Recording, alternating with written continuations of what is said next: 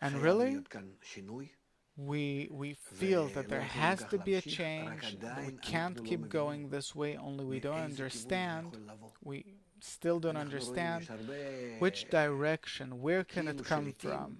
There are as if many rulers that jump up and fall down, and again, we see them especially before the elections, and how much they want to contradict one another, and we see how that filthy business continues, keeps on going.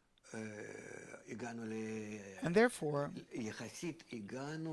relatively, we came to determine the truth that we are in a bad state, in a lie, and the complete lie we're in is the truth. That's the truth, that we're in a lie. And therefore, like my teacher tells us, Rabbi Baruch Shalom Ashlag, he says that the intermediate between the lie and the truth is the truth of the lie, that we do understand the horrible situation, the horrible state we're in, and until a person determines that the situation is really bad, he is incapable of change. And let's hope that we came to that.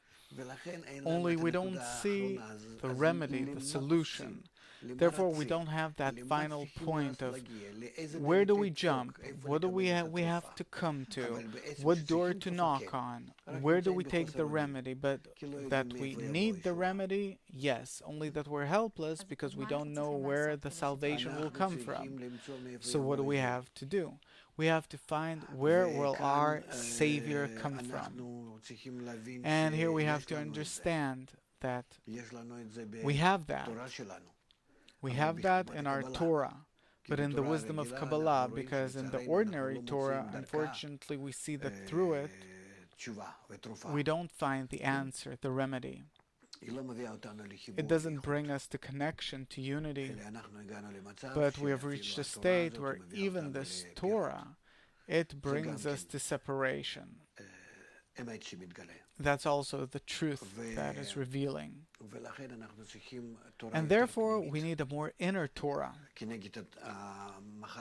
against our inner, deeper illness, disease, which is the wisdom of Kabbalah, the internality of the Torah, the true Torah, the Torah of light, that we need that force of light which exists in the wisdom of Kabbalah, where that force connects us. And we don't want anything besides the connection between us, and we don't need to think about anything else.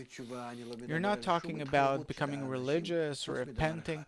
No, I'm talking about just one thing. Let's start connecting according to the method that the wisdom of Kabbalah presents us with, teaches us. And it's a simple method in which we have to be like children, to implement it and to quietly feel in the connection between us, how suddenly between us the higher force is revealed, which connects us. He who makes peace in the heavens will make peace among us, and if he'll make peace among us, we will be the strongest, the best, the most successful.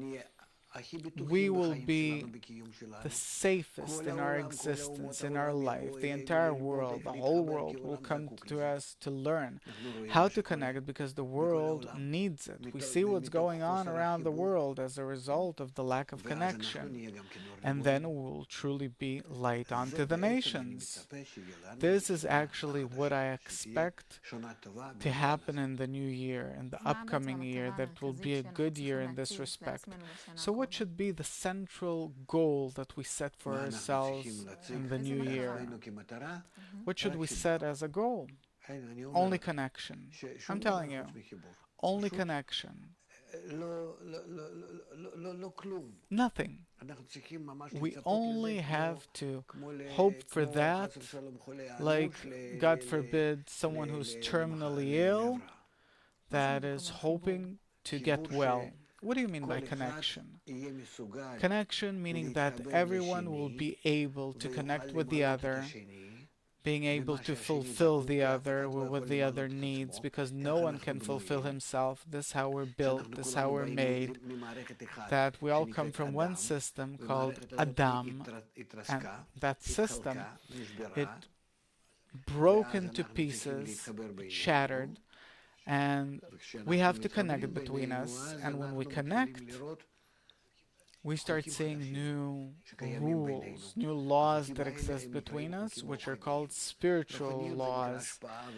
Spiritual, it means of love and bestowal. And then we discover these relations between us here in this world, between us. And then when suddenly we discover instead of relations of competition, hatred, and rejection, we discover relations of connection and love. The revelation of these kinds of connections between us is called the next world, and there in those rules we discover that we don't really belong to our body because we connect with our corrected desires, and then we discover that these desires, they don't belong to our body. Our body is an animal, it's an animalistic being. It lives its life like any other animal in this world, and the desires, when they start connecting us, they comprise a network, a new network, a network of new forces, laws.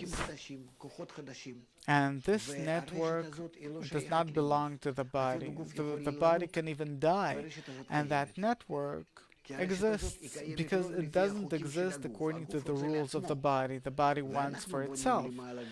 And we're building above this body a connection between us of mutual bestowal, and therefore the body dies, this world dies, disappears from our feeling, because we'll no longer have the senses of vision, hearing, smell, taste, touch, which are bodily senses, animalistic senses, and we keep existing, keep on existing in a new system which we have built between ourselves, and we keep existing in that system of bestowal, love, connection, equivalence, inclusion, and that means that we have shifted to the system of the higher world, the next world, and this is what we have to come to.